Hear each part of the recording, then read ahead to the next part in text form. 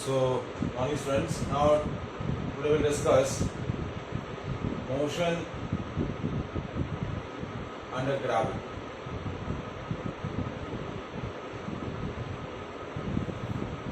As we discussed in the last session, मैंने बताया था कि जब भी ऑब्जेक्ट ग्रेविटी के इन्फ्लुएंस में मोशन करेगा वो मोशन जो है दो डिफरेंट कैटेगरी में क्लासीफाई रहेगी. ठीक है, सबसे पहला है when object falls freely under gravity. ठीक है, ग्रेविटी के इन्फ्लुएंस में एक ऑब्जेक्ट क्या कर रहा है, एक पर्टिकुलर हाइट से फ्री फॉल कर रहा है. जैसे ये आपका अर्थ सरफेस है,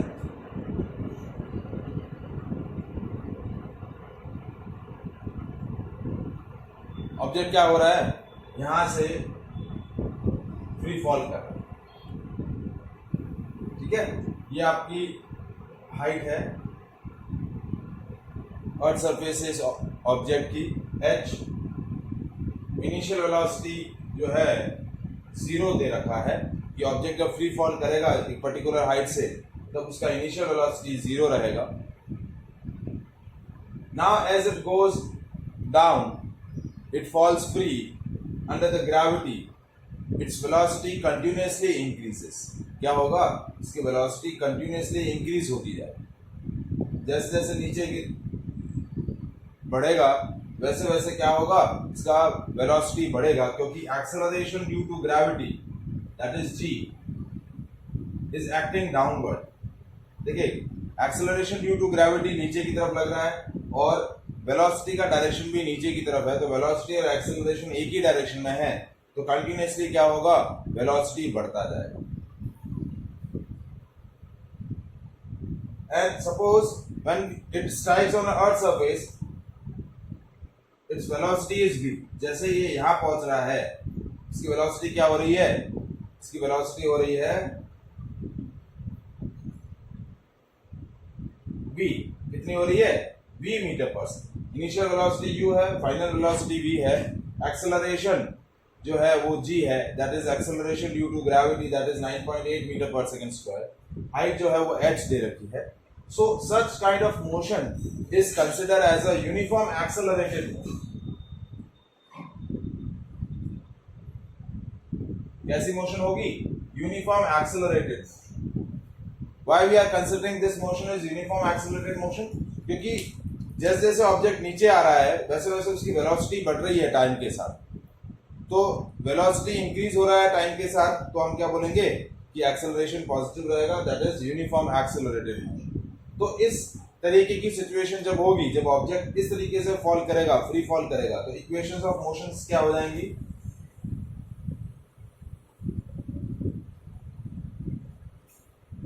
थ्री इक्वेशंस ऑफ मोशन क्या रहेंगी, v is equals to u plus gt. देखिए, हमने जो three equations of accelerated motion पढ़ी थी, uniform accelerated motion, v is equals to u plus at, s is equals to ut plus half at square and v square is equals to u square plus 2as. तो यहाँ a की जगह g आ जाएगा क्योंकि acceleration अब कितना है, 9.8 metre per second square. और s की जगह मतलब डिस्टेंस जो होगा वो वर्टिकल डिस्टेंस हो जाएगा, तो वर्टिकल डिस्टेंस अब हाइट हो जाएगी. तो दो चेंज आए, s की जगह h आ जाएगा और a की जगह g आ जाएगा. तो v is equals to u plus gt, h is equals to ut plus half gt square और v square is equals to u square plus 2gh. तो जब भी ऑब्जेक्ट फ्री फॉल करेगा तो आपको ये इक्वेशंस ऑफ मोशन क्या करनी है, अप्लाई करनी.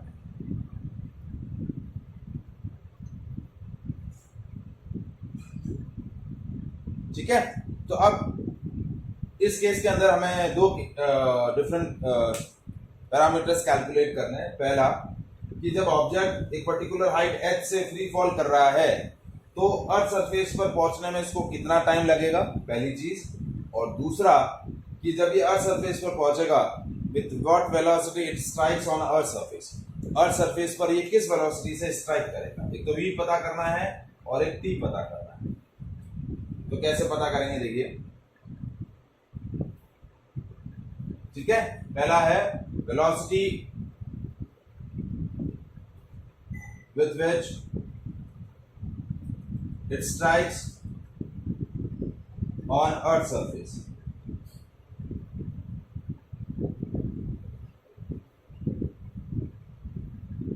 तो वेलोसिटी कैलकुलेट करने के लिए एक तो v ये इक्वेशन है, एक ये इक्वेशन है, हम थर्ड इक्वेशन यूज कर रहे हैं v square is to u square plus 2gh, क्योंकि इसके अंदर u और g और h तीनों हमारे को क्या है, नोन है।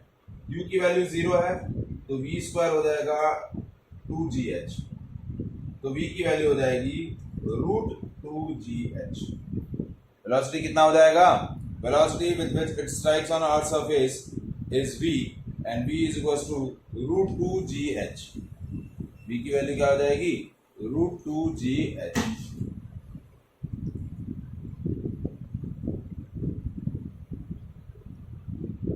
ठीक है, अब टाइम कितना लगा, टाइम के लिए हम कौन सा फॉर्मूला यूज करेंगे,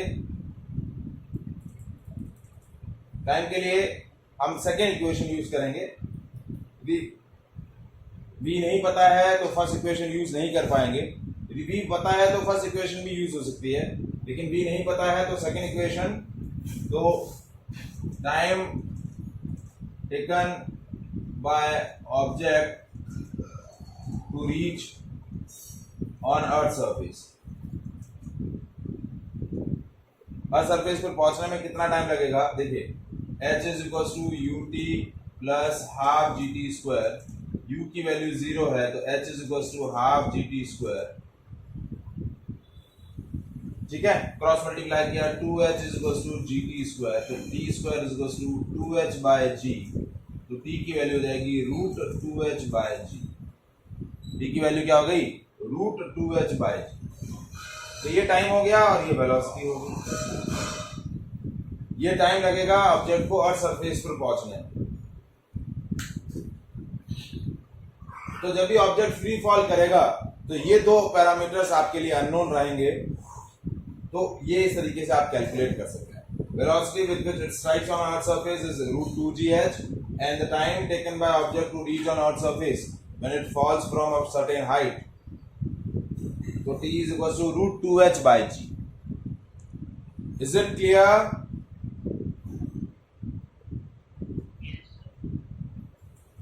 Anyone? Is there any doubt?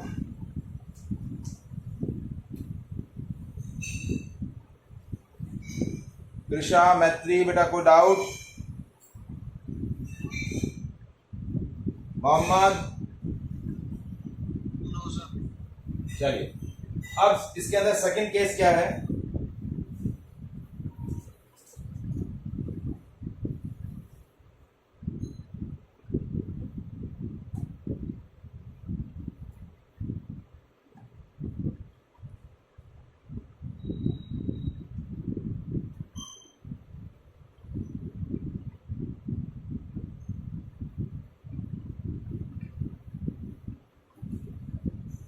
ना सेकंड केस है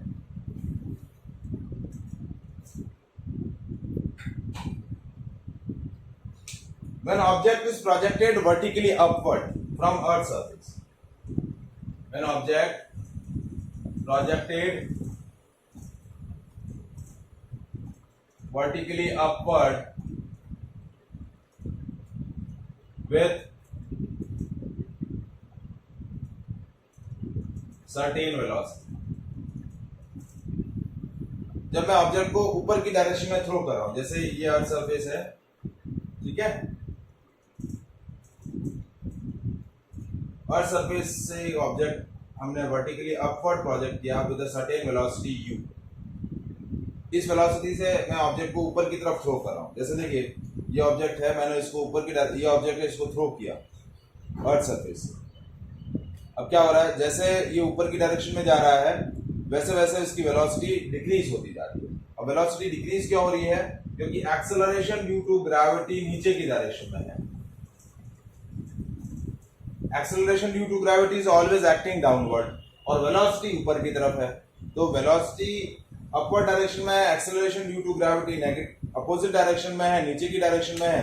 तो वेलोसिटी और एक्सेलरेशन जब अपोजिट होते हैं तो क्या होता है, धीरे धीरे ऑब्जेक्ट का वेलोसिटी डिक्रीज होता जाएगा और एक पर्टिकुलर हाइट पर जब बॉल यहां पहुंचेगा या ऑब्जेक्ट यहां पहुंचेगा, इसकी ये मैक्सिमम हाइट होगी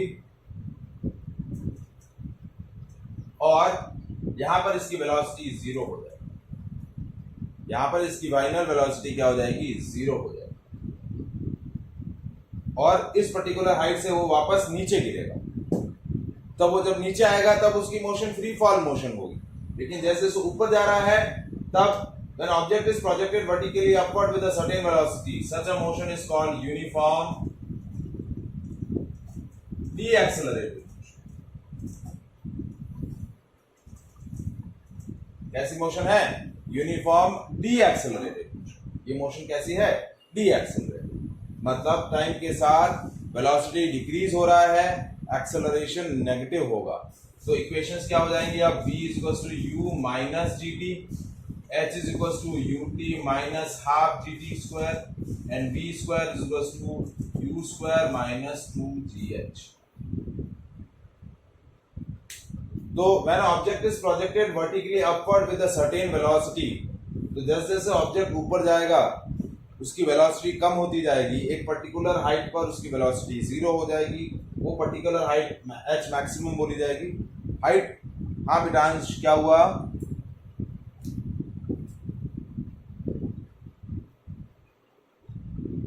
any doubt?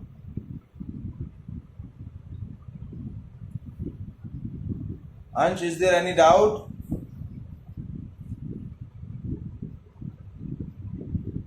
Ansh?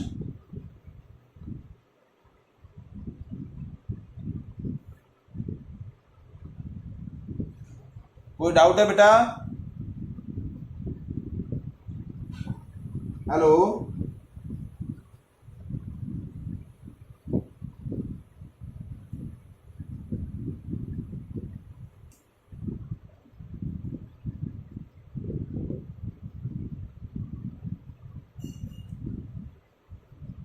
साउंड नहीं आ रही है?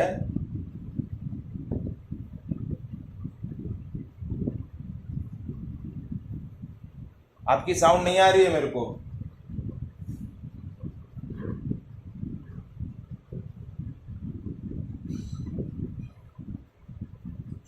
तो जैसे जैसे ऑब्जेक्ट ऊपर की डायरेक्शन में जाएगा वैसे वैसे उसका वेलोसिटी कम होता जाएगा। हाँ बेटा, मैं वापस से एक्सप्लेन कर रहा हूं। हमारा केस क्या है कि हमने एक पर्टिकुलर वेलोसिटी से, ये जैसे अर्थ है, यहां से इस ऑब्जेक्ट को थ्रो किया ऊपर की डायरेक्शन में, when it projected vertically upward, ये ऊपर जा रहा है, as it goes upward upward upward, इस सर्टेन वेलोसिटी के साथ जब मैंने इसको प्रोजेक्ट किया तो क्या हो रहा है, जैसे जैसे ये ऊपर की तरफ जा रहा है वैसे वैसे उसकी वेलोसिटी कम होती जा रही है। Why the velocity decreases, पहले ये समझना जरूरी है, क्योंकि वेलोसिटी ऊपर की डायरेक्शन में है but acceleration due to gravity नीचे की डायरेक्शन में। एक्सेलरेशन ड्यू टू ग्रेविटी क्या है, नीचे की डायरेक्शन में। तो जब वेलोसिटी और एक्सेलरेशन दोनों अपोजिट होते हैं तो टाइम के साथ वेलोसिटी कम होती जाती है। तो क्या होगा, जैसे जैसे ऑब्जेक्ट ऊपर जाएगा उसका वेलोसिटी डिक्रीज होता जाएगा और एक पर्टिकुलर हाइट पर वेलोसिटी 0 हो जाएगा।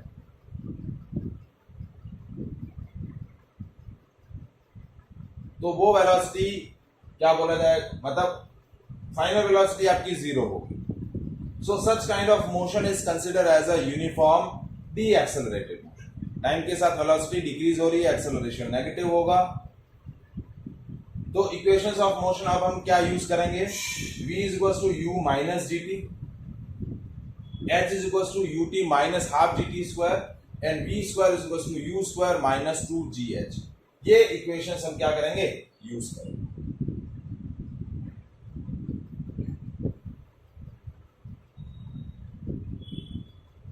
ठीक है। अब इस केस के अंदर हमें दो अननोन पैरामीटर कैलकुलेट करने हैं, अननोन थिंग्स कैलकुलेट करनी है। पहली कि जब आपकी ऑब्जेक्ट की वेलोसिटी 0 हो जा रही है उस स्टेज पर मैक्सिमम हाइट कितना अटेंड किया है वो कैलकुलेट करना है, और उस मैक्सिमम हाइट अटेंड करने में कितना टाइम लगा है वो कैलकुलेट करना है। तो सबसे पहले हम कैलकुलेट करते हैं maximum height attend by object. तो मैक्सिमम हाइट कैलकुलेट करने के लिए क्या फॉर्मूला यूज करेंगे? देखिए, हाइट कैलकुलेट करने के लिए आपके पास दो फॉर्मूला है, या तो इक्वेशन सेकेंड या इक्वेशन थर्ड, लेकिन हम थर्ड यूज करेंगे क्योंकि सेकेंड के लिए हमारे पास टी नहीं है। देखिए v हमारे पास थर्ड इक्वेशन, देखिए v square is equal to u square minus 2gh। हमारे पास v की वैल्यू दे रखी है 0, u स्क्वायर माइनस 2gh की जगह आ जाएगा h मैक्स। तो देखिए 2gh max is equal to u square, तो h मैक्स हो जाएगा u स्क्वायर बाय 2g। क्या हो जाएगा? h max u square by 2g। ये मैक्सिमम हाइट अटेन करेगा object when it projected vertically upward.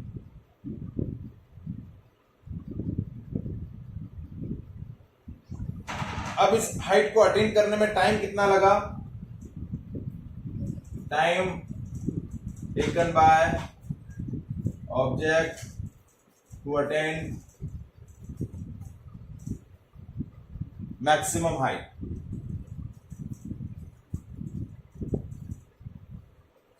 इस हाइट को अटेन करने में टाइम के लिए हम कौन सा फॉर्मूला यूज करेंगे?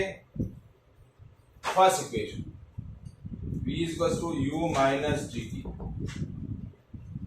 तो 0 is equal to u minus gt, gt is equal to u, तो t की वैल्यू हो जाएगी u बाय g, t की वैल्यू हो जाएगी u बाय g। तो ये आपका टाइम आ जाएगा कि मैक्सिमम हाइट अटेन करने में कितना टाइम लगा, और मैक्सिमम हाइट की वैल्यू हो जाएगी u स्क्वायर बाय 2g। क्या हो जाएगा? u square by 2g। Is it clear? समझ में आया आप लोगों को?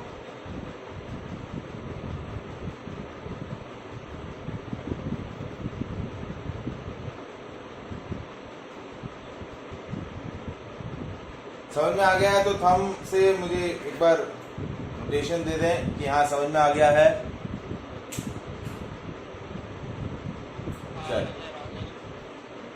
ओके, तो देखिए ये दो इंपॉर्टेंट केसेस हैं। अब हम इससे रिलेटेड कुछ क्वेश्चंस सॉल्व करते हैं, ठीक है। मेनली ये आर्टिकल्स जो है इसके अंदर आपको न्यूमेरिकल क्वेश्चन ही बनेंगे। तो क्वेश्चन देखिए कैसे करना है।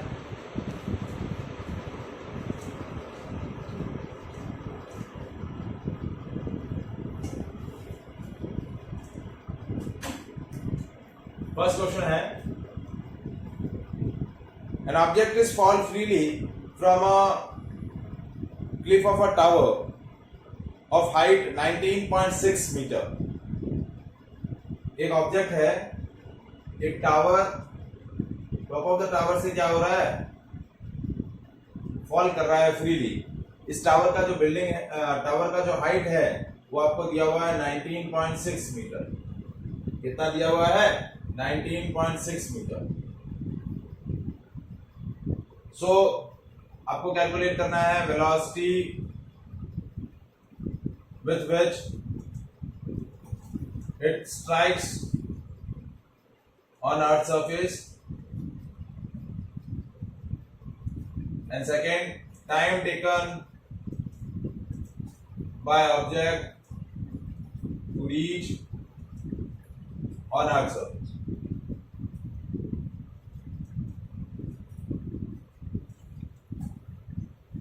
अर्थ सरफेस पर पहुंचने में कितना टाइम लगा और किस वेलोसिटी से वो अर्थ सरफेस पर स्ट्राइक करेगा वो आपको बताना है।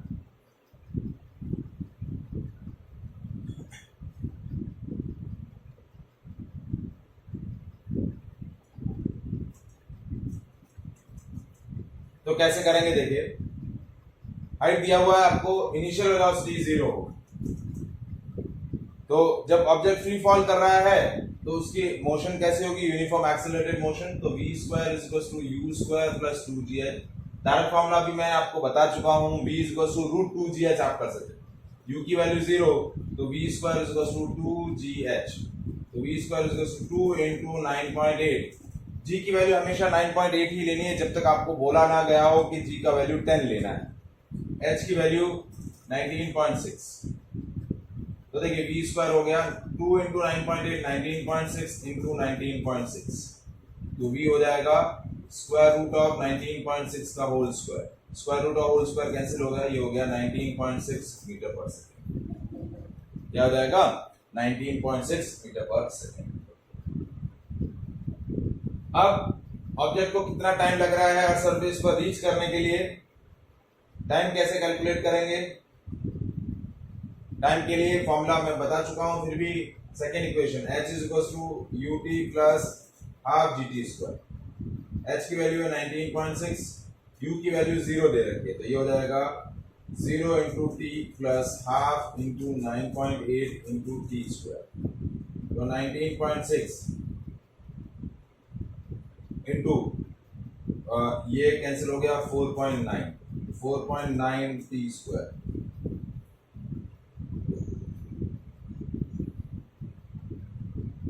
ठीक है। सो टी स्क्वायर की वैल्यू हो गई 19.6 डिवाइड बाय 4.9, ठीक है। तो ये कितनी बार कैंसिल हुआ 4 टाइम 4, तो टी स्क्वायर की वैल्यू 4, तो टी की वैल्यू हो जाएगी √4 2 सेकेंड, कितना टाइम लगा 2 सेकेंड टाइम लगा।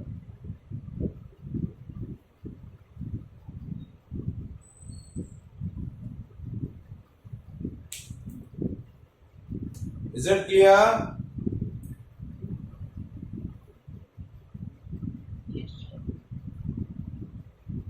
ठीक है। अब नेक्स्ट क्वेश्चन देखिए,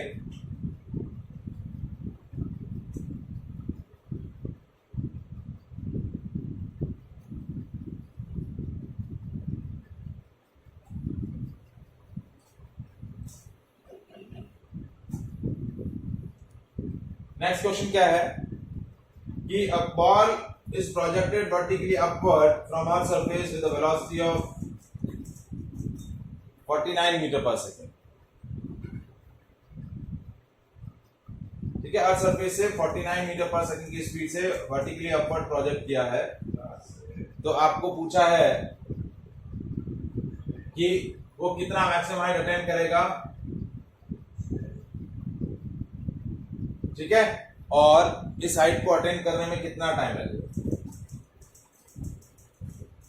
मैक्सिमम हाइट और time taken by object to attain maximum height. तो मैक्सिमम हाइट का formula h is equal to u square by 2g है, तो मैक्सिमम हाइट हो जाएगी h max is equal to u square by 2g। Already मैं derive करवा चुका हूं, ठीक है, तो मैं डायरेक्ट यूज कर रहा हूं, तो u की वैल्यू हो जाएगी 49 इंटू 49 डिवाइड बाय 2 इंटू 9.8, तो ये 10, ये 1, ये 2, ठीक है, और ये हो जाएगा 490 डिवाइड बाय 4, 1 2 2.5 122.5 मीटर, ये मैक्सिमम हाइट हो जाएगी। और टाइम का फॉर्मूला आएगा t is equal to u by g, तो u की वैल्यू है 49, g की वैल्यू है 9.8, ठीक है, ये हो गया 1, ये 10, ये 2, 10 बाय 2 यानी 5 सेकेंड, टाइम कितना लगेगा 5 सेकेंड। तो मैक्सिमम हाइट अटेन कितना हुआ 122.5, और टाइम कितना लगेगा मैक्सिमम हाइट अटेन करने में 5 second.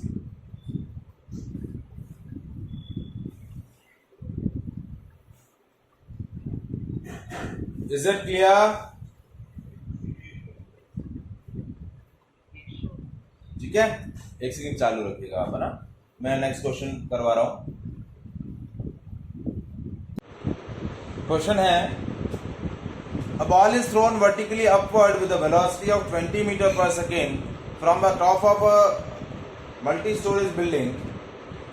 The height of the point from where the ball is thrown is 25 meter from the ground.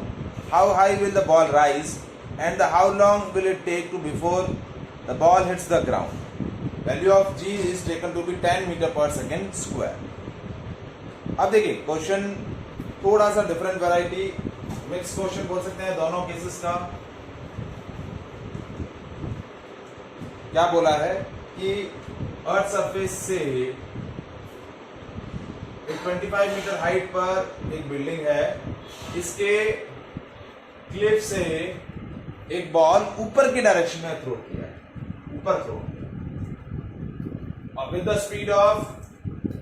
Speed कितना है, एक सेकेंड, 20 मीटर पर second.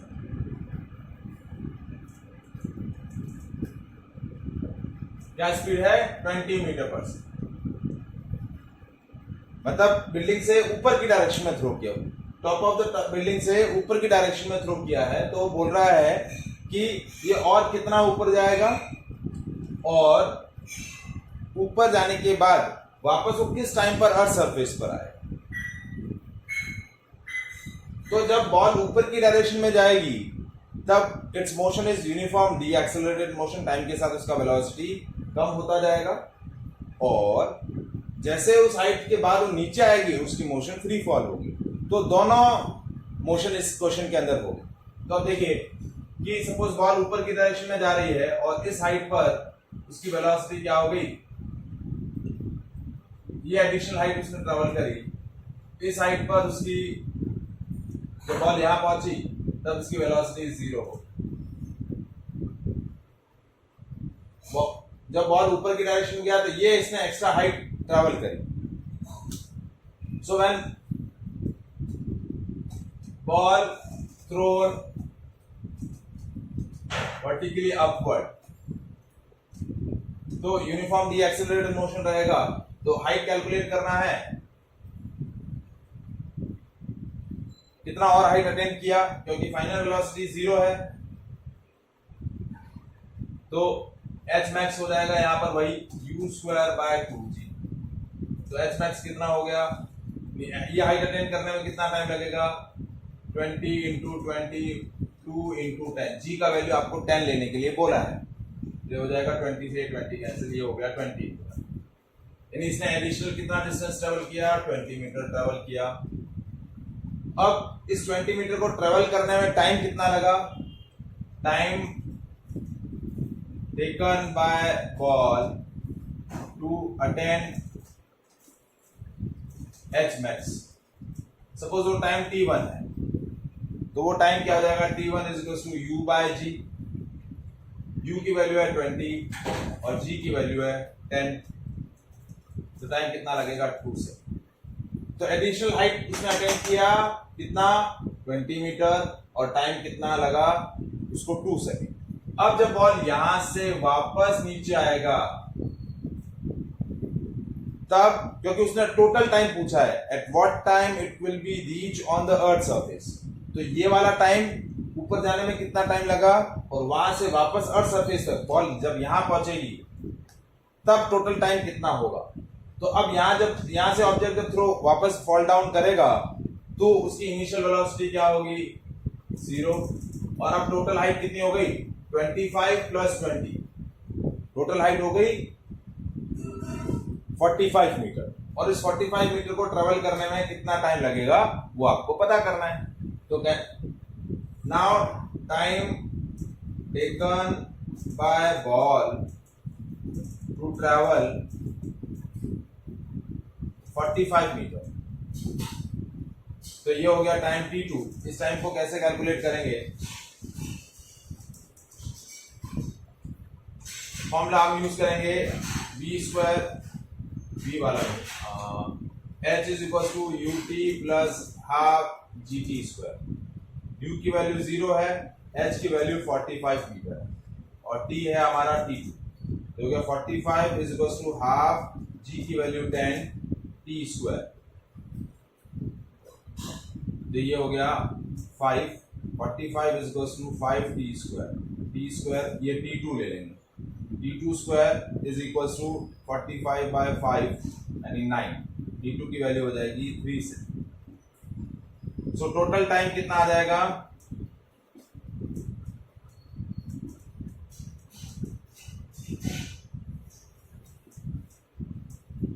Total time to reach on earth surface is t1 plus t2, 2 plus 3,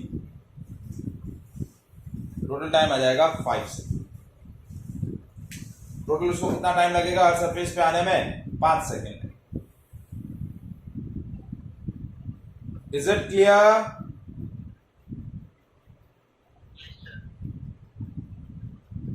बाकी लोगों को समझ में आया?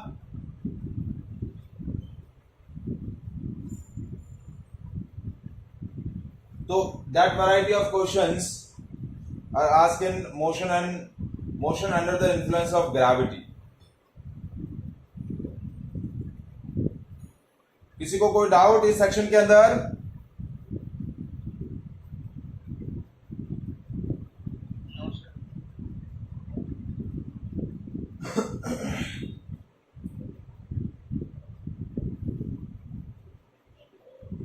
ठीक है, तो ये आपका पोर्शन फिनिश होता है मोशन अंडर ग्रेविटी। अब हम डिस्कस करेंगे study of motion by graph and relative motion in 1D। दो हमारे टॉपिक बाकी हैं। Study of motion by graph, ये भी एक इम्पॉर्टेंट टॉपिक है। ग्राफ के बेसिस पे मोशन पैरामीटर्स कैलकुलेट करना, तो ये भी एक इम्पॉर्टेंट टॉपिक है। ठीक है, और फिर आता है रिलेटिव मोशन इन 1D। तो ये दो टॉपिक हमारे इस यूनिट के अंदर बाकी है। तो 2 सेशंस हमारे को इसके अंदर लगेंगे, उसमें आपका ये फिनिश हो जाएगा। Is it clear? Is there any doubt to anyone?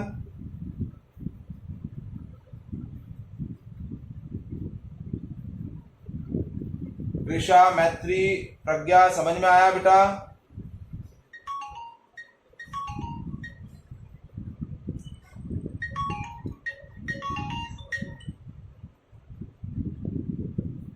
समझ में आया बेटा?